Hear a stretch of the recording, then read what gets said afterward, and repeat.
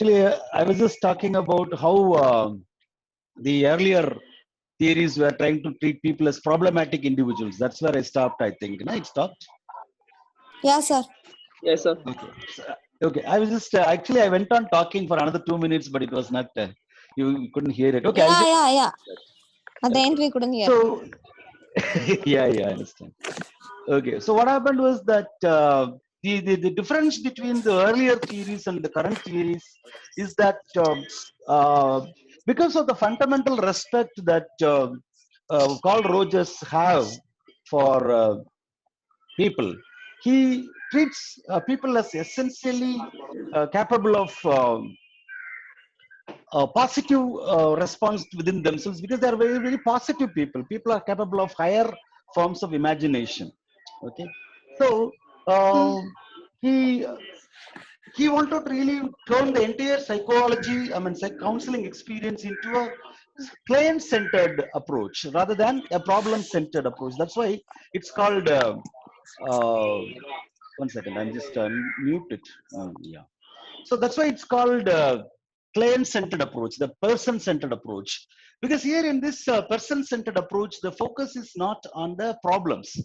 The focus is on the person. All the other psychoanalytic or other kinds of counselings, they are really trying to focus more on the problems that the person brings. In fact, if you recall, we were talking about how you identify the problems and explore those things we were talking about.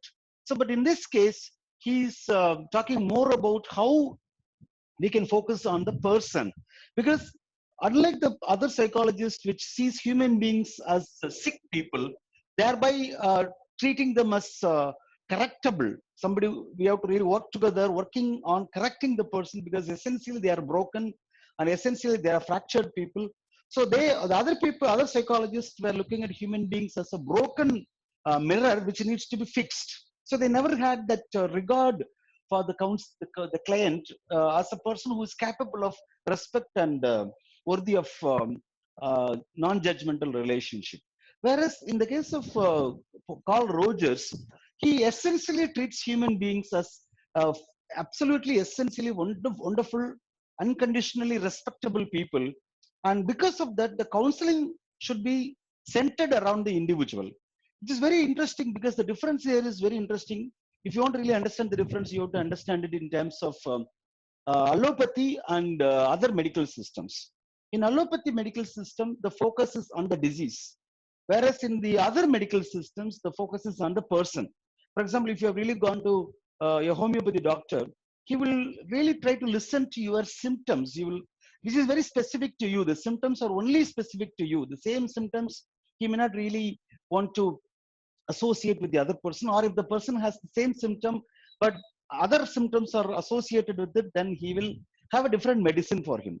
So even the homeopathy doctor will listen to your experiences in terms of where you come from, what kind of work you do, whether you live in a joint family. So based on that specific individual experiences, he will give medicine.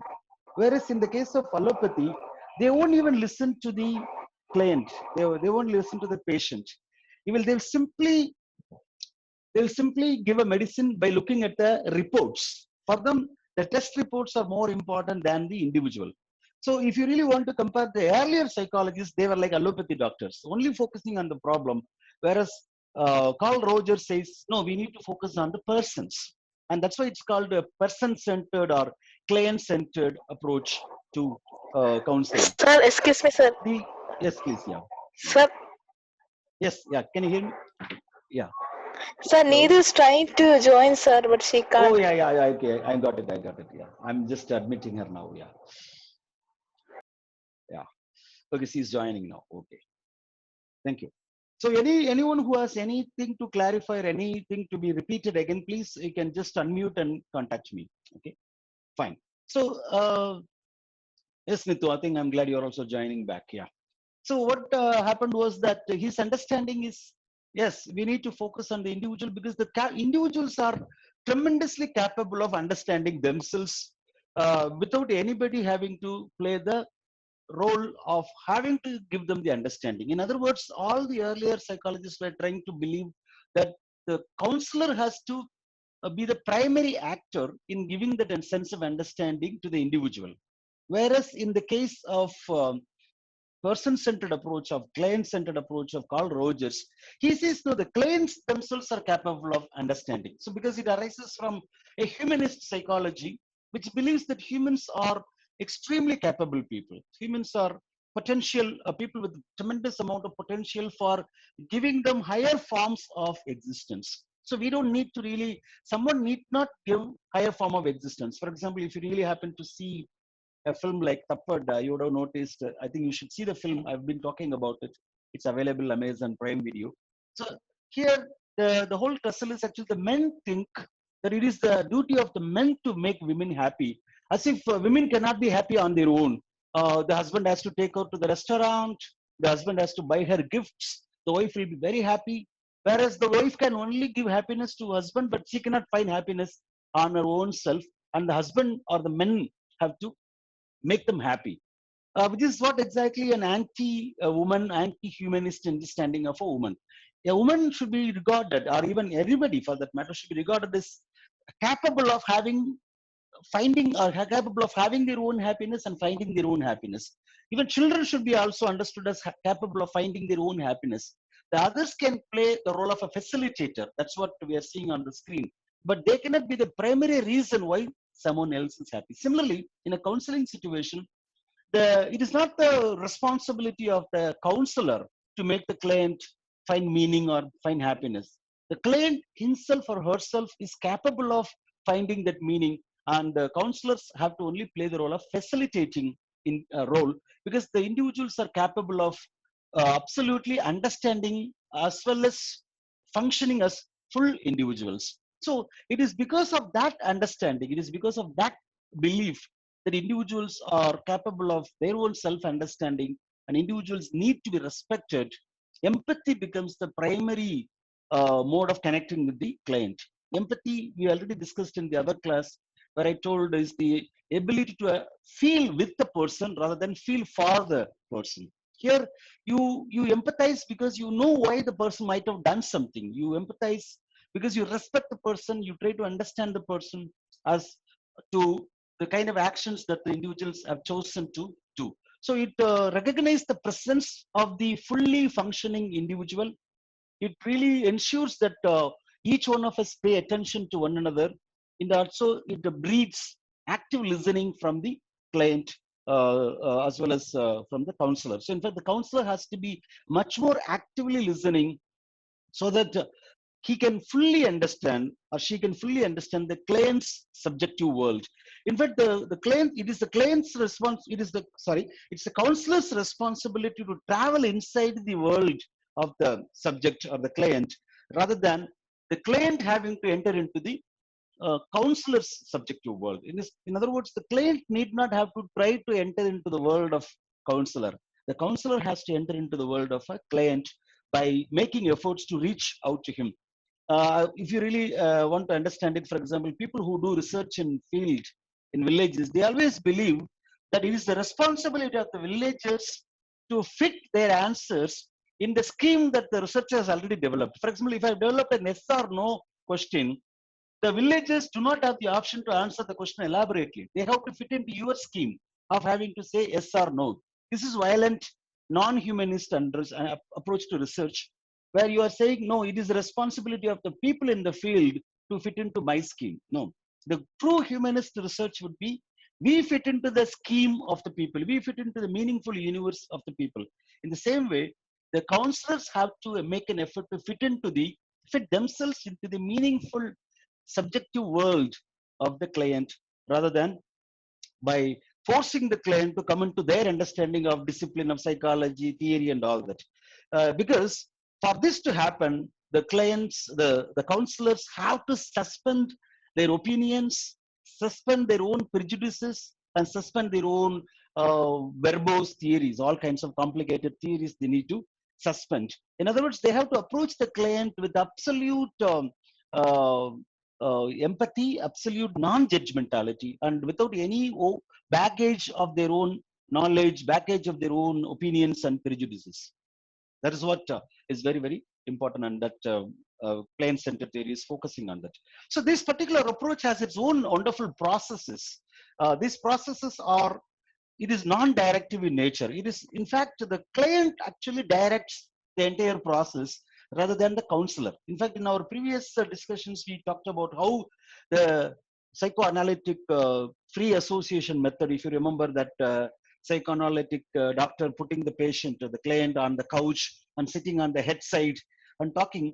But most of the talking and directing is done by the counselor. The psychologist does all the directing, saying, so now you go back to your childhood, now you remember this, now you recall that. So that's how they were earlier understanding. So the whole process was directed by the counselor. Here, it is the person or the client who is directing the entire process. We allow the client to really elaborate and discuss and choose the issues that he wants to share or she wants to share and how he wants to share.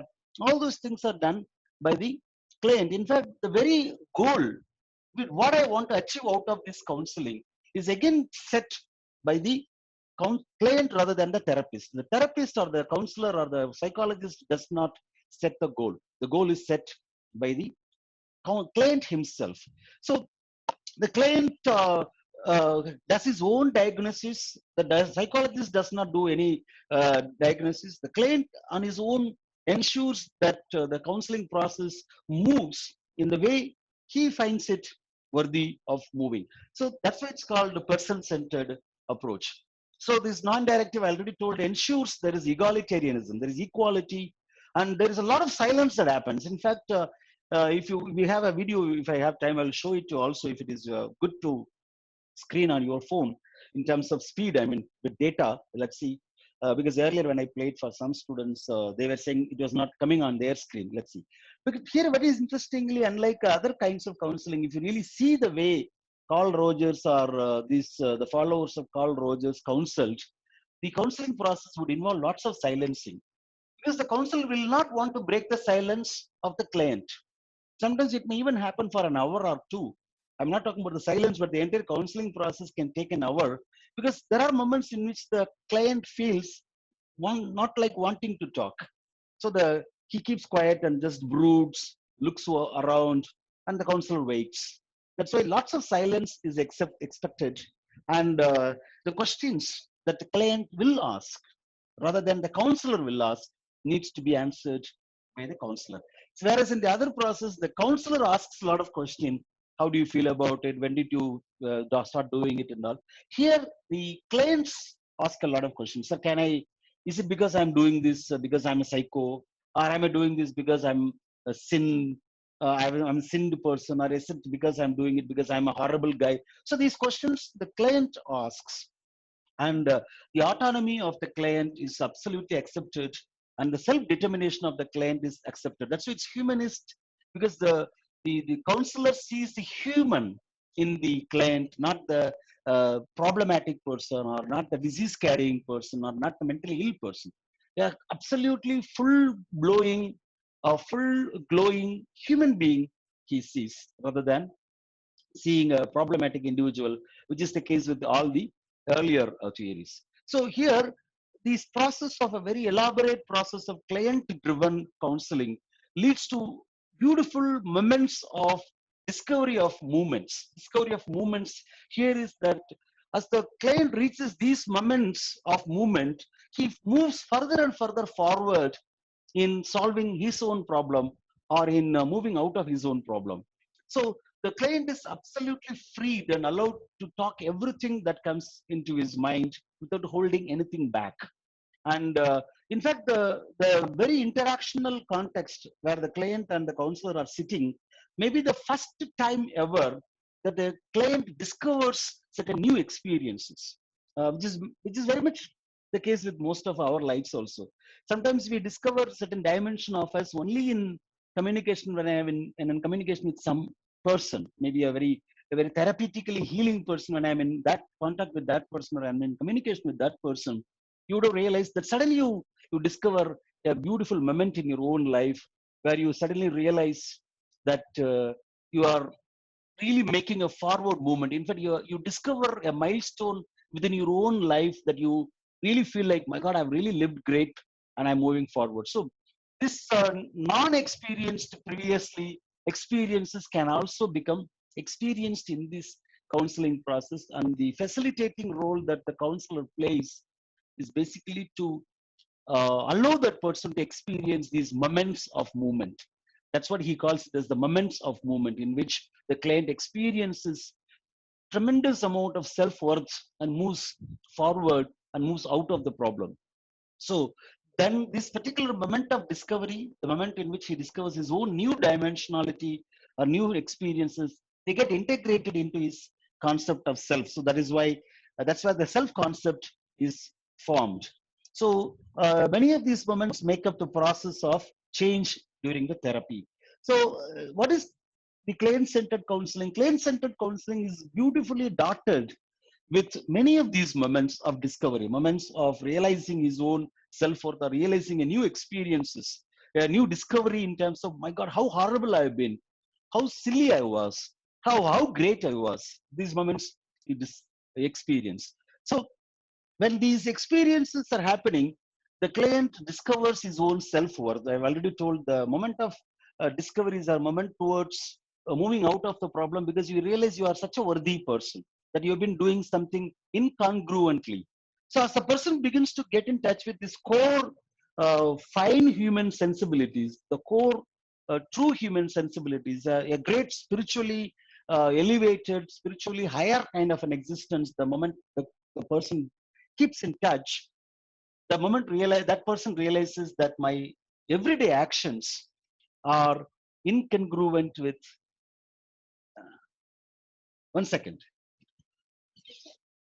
So the incongruent moments, what are those incongruent moments? Incongruent moments are the moments in which you realize you are a very fine human being in essence, but your actions are actually in contradiction to it, which is very, very most of the time we also experience, particularly when we experience art and a fine film, or a fine moment in a film. Even that film can be a very therapeutic experience in your own life. When you watch nice films, those films really, the wonderfulness, the artistic power of the film, or any artistic power of any literature or anything, lies in the fact that it actually takes you to that particular person within you. In fact, it makes you get in touch with your own truly powerful humanist self, a very spiritually rich, spiritually enriched, spiritually higher form of existence. So what is the purpose of art? The purpose of art is to really take us to feel that we are higher forms of existence, we are higher forms of being. But once the moment you realize that you are higher forms of being, then you suddenly realize, my God, what am I doing? For example, you really watch a wonderful film or a wonderful poetry. It says that life is more beautiful than money, than all the material wealth. Then the moment you realize that significance and get in touch with the true meaning of that, you suddenly look at yourself, how you have been after money, and that sense of difference between the higher form of existence and what you actually do in your own life, or how you actually feel in your own life. That moment is the moment of incongruence. And moment you really recognize that incongruence moment, then you really changes, you change your own self and achieve higher forms of existence, and you realize your worth also. So this is a very spiritually enriched psychological method, because I began by saying that he started as a religious person, but he realized that religion doesn't give you that spiritual density. So we need to find that density in a spiritually tempered psychology. And this is what exactly he means. It is a very artistic kind of a psychology rather than scientific in nature, constantly helping us to get in touch with that higher form of existence that I experience when I experience a wonderful art. So here the therapist role is very minimal. In fact, he's playing a very marginal role. The whole thing is not centered around the therapist or the counselor or the psychologist. It is centered around the client. That's why it's called person-centered or a client-centered. What is the role that the psychologist play? Mere facilitating role in terms of helping the client, or I mean providing a condition for self-exploration, self-discovery, and positive self-regard in the client. Okay, so at the end of the process, the person accepts himself as what he is, and in terms of how he is achieving this incongruence and how he wants to move forward. And also the client is also accepted by the counselor in terms of counselor saying, I accept you as you are. I'm not going to pass any judgment. I'm going to accept you as you are. And that gives the client enormous amount of confidence to get into that moments of movements as well as moments of confession, where he explores his own self without having to hold back any of his emotions. So he has his own theory of personality. I'll just quickly run through this. The client-centered approach also has its own theory of personality. This theory of personality is something that he built on the basis of his own understanding of human beings. And he says, like, in his own therapeutic experience with a lot of people, he realized that human beings are always driving themselves to become self-aware.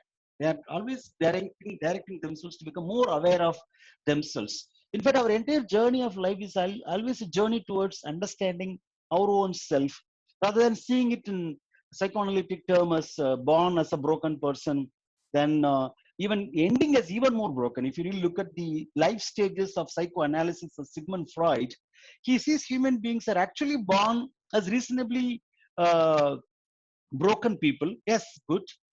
But okay, what are they moving towards? They actually move towards even more being even more broken. So at the end of the process, when the human beings move towards adulthood, for psychoanalysis and behaviorism, you are already a mechanical, controlled, broken person. So you start from being broken to being more broken. Whereas claim-centered psychology says you are born as a wonderful person. Essentially, you are born as a finest human being, and you are, with the help of this psychoanalysis, psychological approach, you're going to become even more a better human being. In fact, potentially, client-centered approach believes individuals are only capable of moving from being great to greater and greatest. So, the very idea of self-awareness is all about that. So, what are the basic proposition of this client-centered approach? I'm only focusing on these 3 points, but maybe we can have an assignment on it later. I'll just come back to you on the 19 propositions that he actually spoke about, but it's too elaborate. We will leave it for our own assignment topic, where we can just use it for a kind of a quiz or a short answer. But okay, what are the 3 points? One, this uh, client-centered approach believes that we have to really focus on the client's perception of their reality, because in the process of becoming aware of themselves, the clients or the every human being is absolutely aware of the reality. It is not that they are fooled by reality, that they are denying the reality. They are constantly living in a reality, getting in touch with the reality, and that reality we need to focus. And this reality is framed or controlled by the internal logic of the individual, not by the logic of the outsiders. So the way you look at the world and define the world is driven by your own internal frame of reference and interpretation, not by an external frame. For example, in behaviorism, your personality is decided by the environment, not by you. Even in psychoanalysis, your experiences in childhood, which is now today external to you, is controlling your behavior. So in both behaviorism and psychoanalysis, the internal frame of reference doesn't matter. The external frame of reference, coming in the form of a childhood experience or environmental factors, they play the role in shaping your personality. Whereas client-centered approach is focusing on the internal frame of reference. You look at the world in terms of your own meanings on a continuously incremental basis.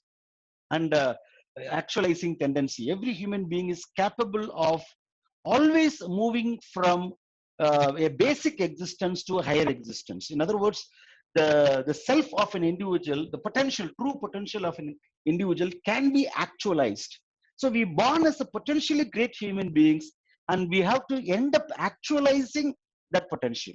That's why it's called actualization theory or actualization tendency. What you are beautifully, what are potentially or spiritually capable is your potential, but this potential has to become actual. So we are all capable of achieving this actualization. So how do we develop ourselves? We develop ourselves by building a concept of self, in terms of how we move from being that basically potentially human being into a higher form of human being. And it is also directed at valuing oneself. Organismic valuation is basically the way I value myself. So this client-centered approach wants the counselor to value the individual as an organismically valuing individual, but it is both external. The client is also valuing himself internally, and the counselor also have to value the person externally from outside. So we also definitely take into account our own evaluations of ourselves by others. Definitely, we also know what others think of us, and we take that also into account. But in fact, that is only part of it. So the concept of congruence is also very, very important. So I already told you the process of counseling is one where the counselor provides a context or a condition where the client slowly realizes that his actual is this, but what he is doing, these feelings and actions and his emotions today are not exactly matching with his true self. But what are we all capable of? We are all capable of achieving this congruence.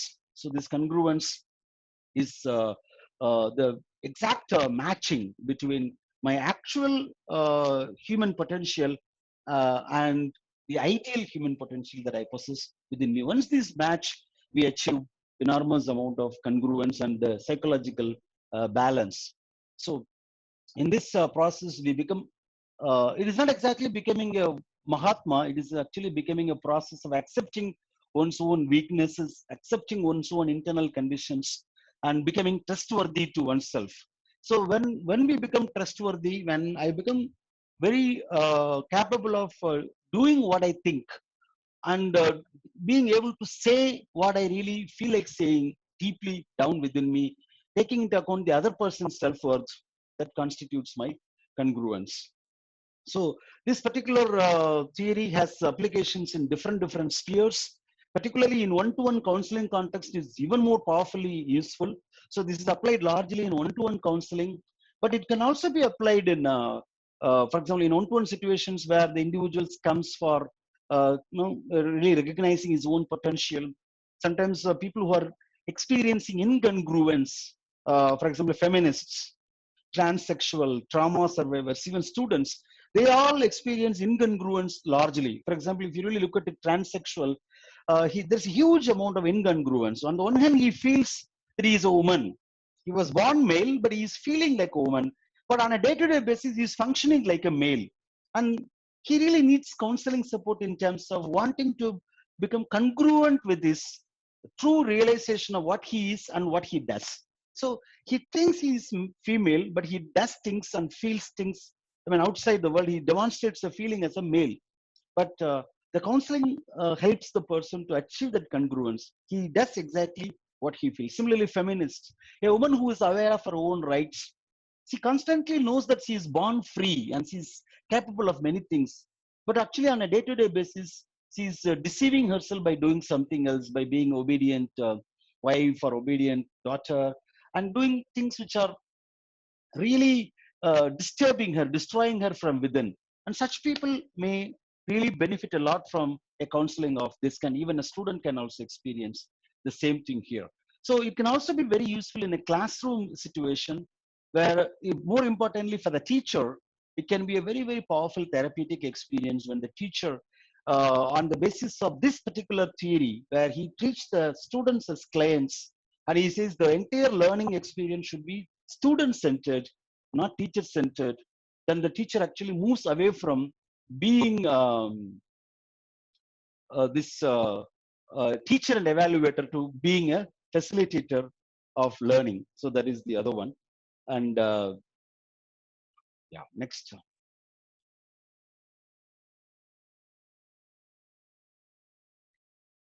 Yeah, then it can also be used in intensive groups, and it can also be useful in peace and conflict resolution, even between countries, between groups, between nations. Also, it can be very, very useful.